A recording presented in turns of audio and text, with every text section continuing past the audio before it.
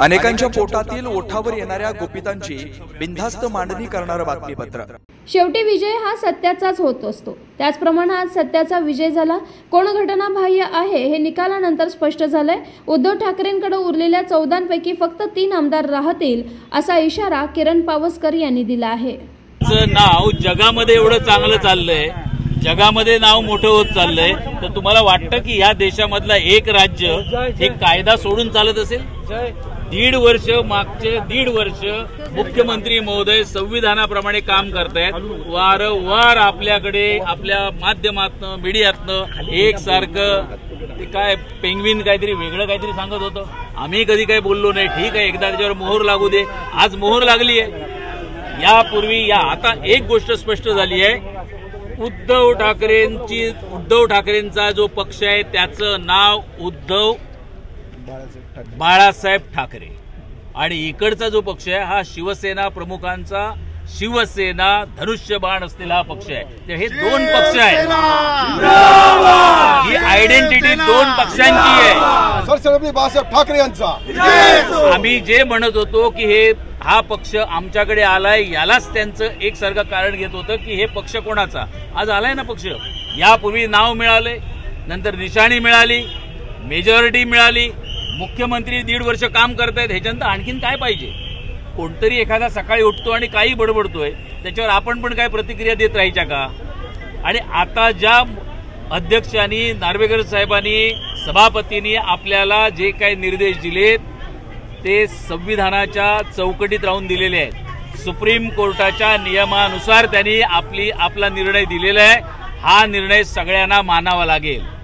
पक्षप्रमुख असं कुठलं पद शिवसेनेमध्ये कधी नव्हतं आणि जे बनवण्यात आलं ते घटनाबाह्य होतं अशा पद्धतीची प्रतिक्रिया सत्य आहे, हे सत्य आहे।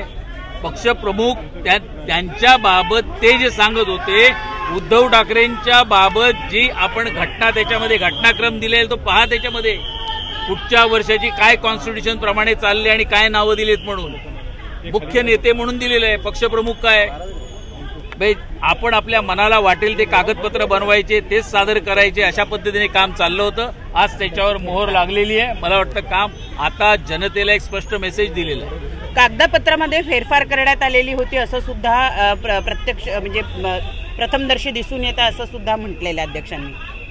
खोटी कागदपत्र। मला वाटतं सुनील प्रभू हे आमदार आहेत, माजी महापौर या शहराचे राहिलेले आहेत। त्यांना 52 प्रश्न विचारले, त्याच्यामधले 47 प्रश्न हे त्याच्यावर फक्त सगळेच्या सगळे प्रश्न हे प्रतोद कोण असावं त्याच्यावर होतं आणि काहींची उत्तरं ही सपशेल त्यांनी खोटी उत्तरं दिलेली आहेत, हे पण प्रूव्ह झालेलं आहे। तो हा निर्णय मिळणारच आहे आपल्याला।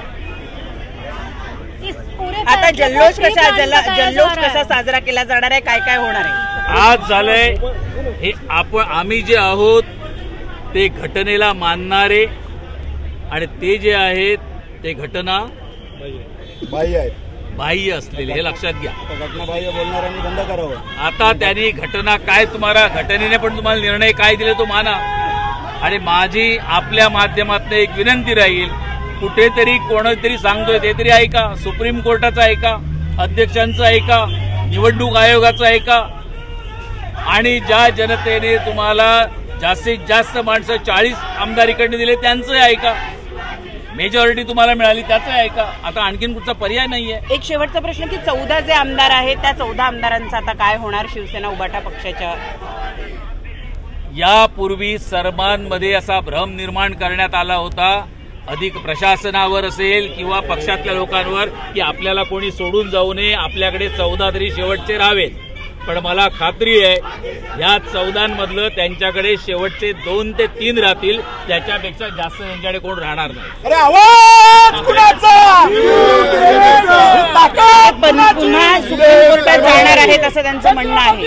पुन्हा सुप्रीम कोर्टामध्ये अपील करणार।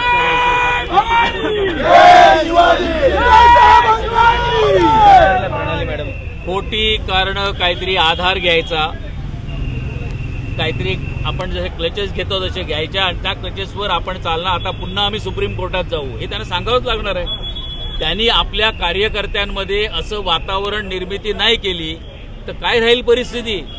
आणि हीच परिस्थिती तुमच्यावर आज ना उद्या येईल। हे शिंदे साहेब त्यांना नेहमीच सांगत होते की उद्धव ठाकरे कधीतरी समजून घ्या, कुठेतरी तुमचं वागणं आहे ते बदला, तुम्ही कुठेतरी सुधरा, संघटना फार चांगली आहे। एकीकडे मिलिंद नार्वेकर सुरतपर्यंत जातात, त्यांच्याबरोबर आमचे पाठक पण होते, ते गेले होते की इकडे तुम्ही या म्हणून सांगायला, आणि दुसरे सांगत होते 40 लोकांना तिकडे बळी चढवा म्हणून। त्यांच्यामध्ये विसंगती काय ती बघा। तुम्ही संघटना चालवत असाल तर पक्ष चालवताना सगळ्यांना बरोबर घेऊन त्यांना मान सन्मान द्यावा लागतो। उद्धव ठाकरे आम्हाला तुम्ही काही देऊ शकला नाहीत, पण जे काही 2-3 राहतील त्यांना तरी मान सन्मान द्या आणि त्यांना घेऊन बसा। बेधडक निर्भीड बिनधास्त मांडणी करणारा खबऱ्या लाईव्ह।